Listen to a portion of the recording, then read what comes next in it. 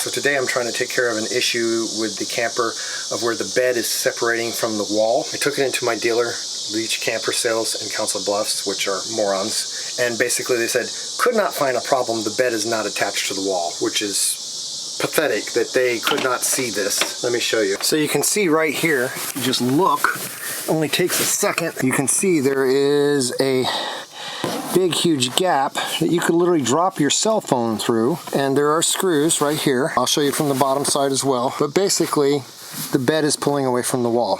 And so you can see it right here. This is the bed. Here's the frame, and you can see, well, first look how the screws are put in. I mean, it's like literally you can tell crap. They use these screws with really small heads, and of course, like everything, they drill them in with a drill gun with way too much torque. And look at this. Look at that garbage. This is rockwood for you. You can see where they drilled one screw so tight, they literally pulled it all the way through the metal, and the screw is actually all the way through. This is rockwood for you. This is how they do things. This is not quality workmanship. This is garbage. Don't waste your time with rockwood for one thing. But as you clearly can see, the bed is attached to the wall, and you can see that it's pulling away from the wall. It used to be completely attached. These are cheap screws that have no shear strength whatsoever. They're just garbage. And most of them are loose, like everything else in this camper. I am replacing them with real lag screws. This is a slightly bigger thread. It's coarse thread. It'll go into the wood just fine. Also, this part here is actually 1 inch. The screws that they used, this gap was actually less. And so when you're screwing the screw in, it's actually binding against itself on the other side of the metal before it's even hitting the wood. And it's just not the right screw. So I'm going to use these, and I'm also going to liquid nail these guys in because there's no reason for this thing to ever come out. So that's the first thing I'm going to be doing to fix the issue with this. And I've got some lights ordered, which I'm going to install, and I'm going to just do some general organizing. Let's see how this little project goes. So there isn't a wood frame behind here. I think what they got, tried to put more reinforcements here, and I started to drill, and it feels like there's a thin metal plate behind this. So it's like they might have glued a thin metal plate behind this that they basically were using like a big giant nut that they could screw into. Basically something other than the wood to have something to screw into. The problem is you can still strip it out very easily because it's going to be lightweight. They wanted something lightweight. Now I want you to think about something. That's all that was. That's for sure. There's no real framing there. This hole into the bed is supported by that area there. It has no real framing. And then on this, now I have 3 screws there now. 1, 2, 3. They had originally on that side only had 2 screws. And on the side I'm at right now, they had 3. So think about it. This entire bed, half of it, was supported by a wall that had real no structural support, and 2 screws on that side and 3 screws on this side. If you look in the center, the panel board is strictly to keep things separate. They had this. They do have some screws over here. They had 1 screw there. That's it. That's it. That's what they got holding this whole thing up. Can you believe that? That's what they really have holding this whole thing up. Like 5, 6 screws, tops. And then this side that was attached to basically a piece of panel board with some kind of metal plate on the back side. That was it. That's their structural support. So, in other words, typical, do not buy this because it's rockwood crap and everything they make is crap product.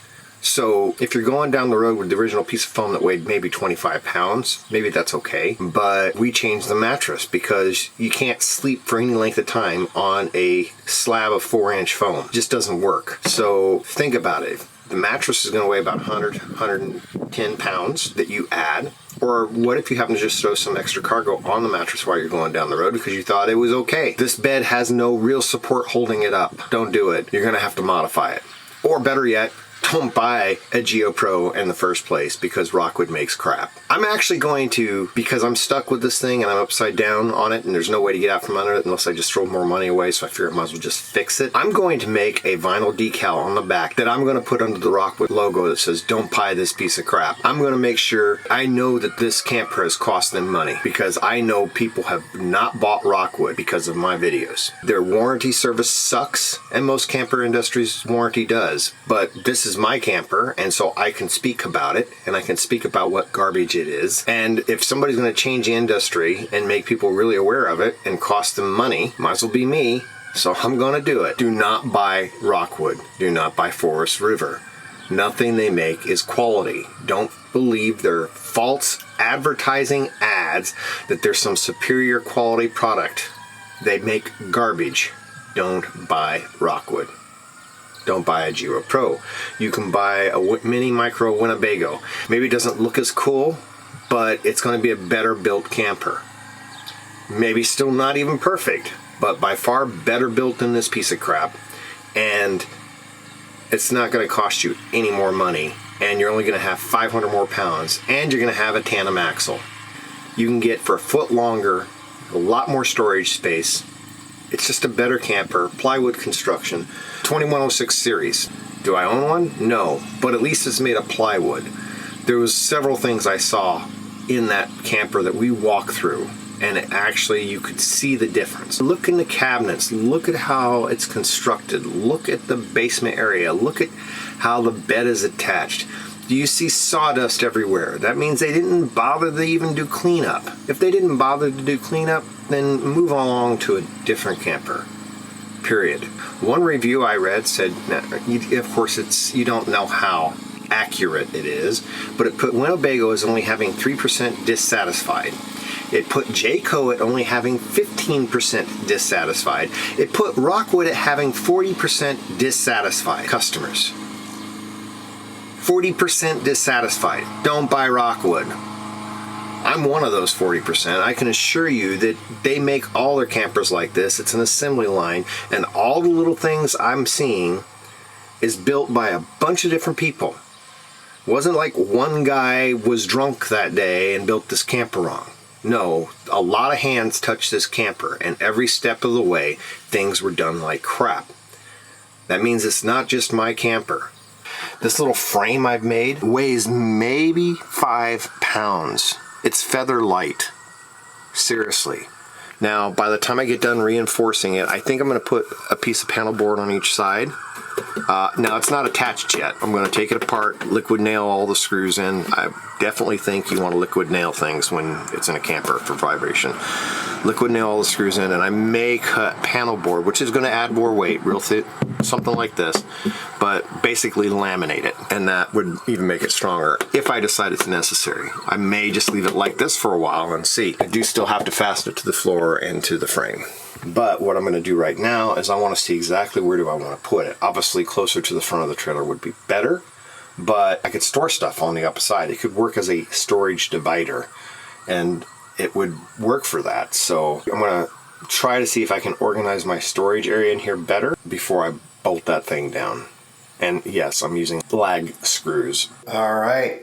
So I think I've got it all finished underneath there. I've got the lights installed and everything. Let's go check it out. It's dark right now, so this is perfect to show you. So there I go.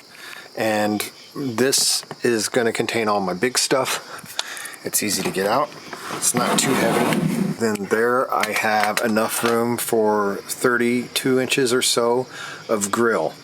So I've ordered a Camp Chef tailgater and all the bags and such. So that'll sit right there. I can put my tackle box on top. This stuff is easy to access right here. This provides good solid support now for the bed, which should make all that a lot more secure and stable. It'll also keep stuff from sliding forward and pushing on that. But basically, I think this is going to work really well. Again, no need to have a slide out drawer or anything. Big stuff all fits in here. It's not real organized, but it does what it needs to do. Propane bottles, little things like that. My ratchet set is in there, stuff. I know it's dark, but you get the idea. That's all just random miscellaneous stuff that takes a lot of room. It's just easy just to pull it all out in one big thing, and that's fine. You could probably put little organizing boxes in there or whatever if needed, but it'll do the job. And like I said, I can have this box in place. I don't need to take it out.